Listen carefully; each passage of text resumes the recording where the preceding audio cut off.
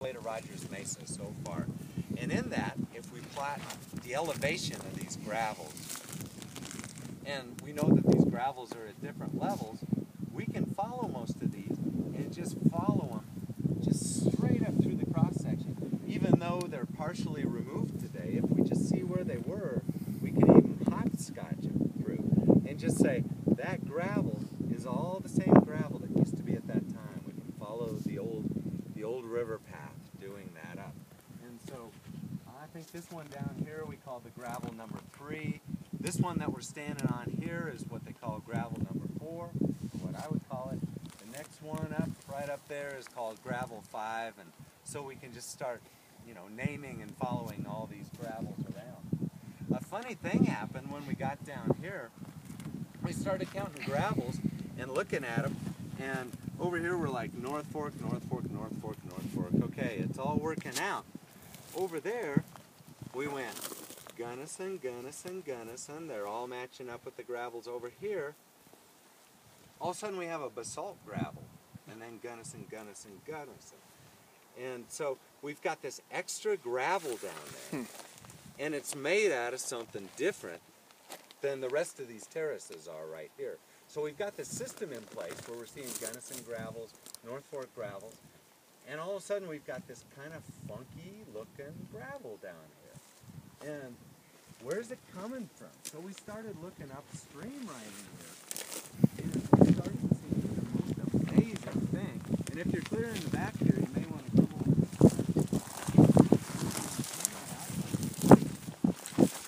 Part of developing a geologic eye actually involves a fair bit of imagination, and some people actually call it hallucination.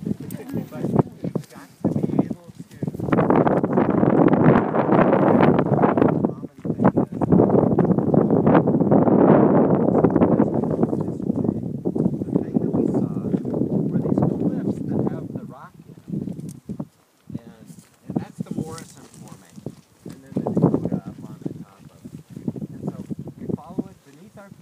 here.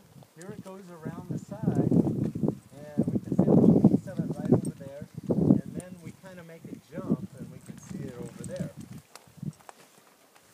And there's a place where we don't see the rock over there. And if you look at the top of the bedrock, it's all kind of at a similar height, but then where we go to the place where we don't see the bedrock, it suddenly jumps down a little bit, and it's that surface that's got the farming on it. Right there. The next one over has a bunch of little buildings on the top, and then we jump up again when the bedrock's right there.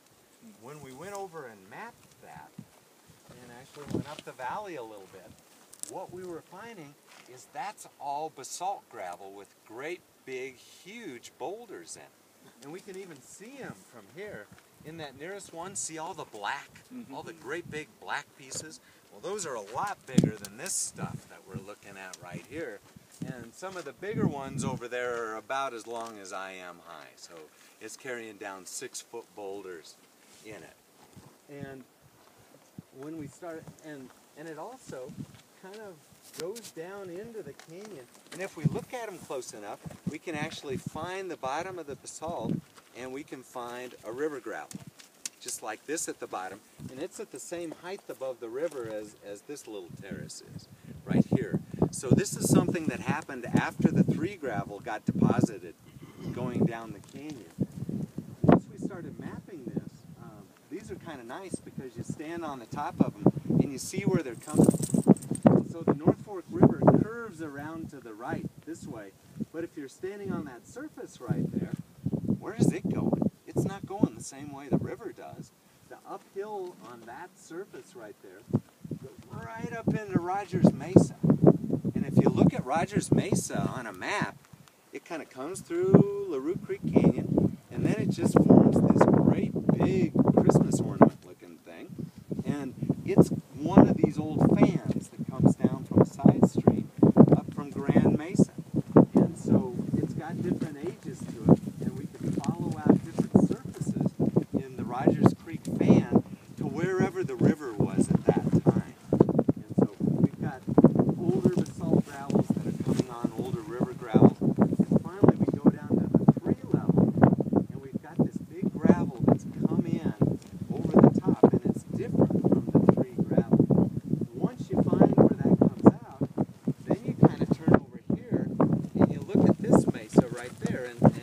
start to see all the big boulders near the top of it? That's that same deposit right here. So we've brought the deposit in with the fan from the side, and all of a sudden it's flowed into the river valley, and we can go into this one too, and we can find the river deposits right on the bottom. But then there's this basalt gravel on the top of it. We jump the stream here, and we go over to this. And we pointed this one out earlier, but it's that little level there where it's kind of just showing a terrace right there. That's our Three River gravel again, but that's a Gunnison gravel over there because the rivers were flowing together at that time. Right over in this area, there's a lone tree over there up on top of it. From that point on toward us, if we were looking with binoculars, we could start to see basalt boulders in that. So we had the river going continuously into here, and the two rivers were coming together. That was the bottom of the river right there. This basalt gravel came over the top of it, right through there. It didn't go up the Gunnison River. You know, it didn't go uphill, so it was obeying physics. It was going down the valley at the time, but it probably dammed the Gunnison River right there, which could have been kind of interesting. And then, if we follow this thing out, and as geologists, once we start something, we have to finish it. So we had to get on that, and we had to walk around the corner, and it's been mostly eroded away by the modern river here. But if we go across to this big grass-covered knoll over there, it's really flat on the top, we can actually go over there, and we can follow the river gravel. It just keeps going. We can follow the basalt gravel, which keeps getting thinner and thinner and thinner as it goes out there, and then the pieces of gravel get smaller and smaller as it goes out. And finally, after we go around the corner there, we don't see that basalt gravel anymore.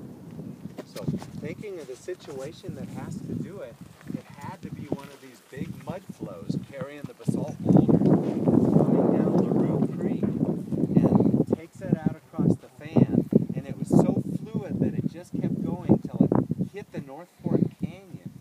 It hit the North Fork Canyon, took a right turn, because it couldn't go up the hill right there. It hit the canyon, went down through the canyon, and the canyon was partially formed by that time. It couldn't really spread out right here, and so it went down the canyon, dammed the Gunnison River, came around the corner, and that's where the fan actually was able to spread out, and it lost its momentum, and then it came to a stop right there.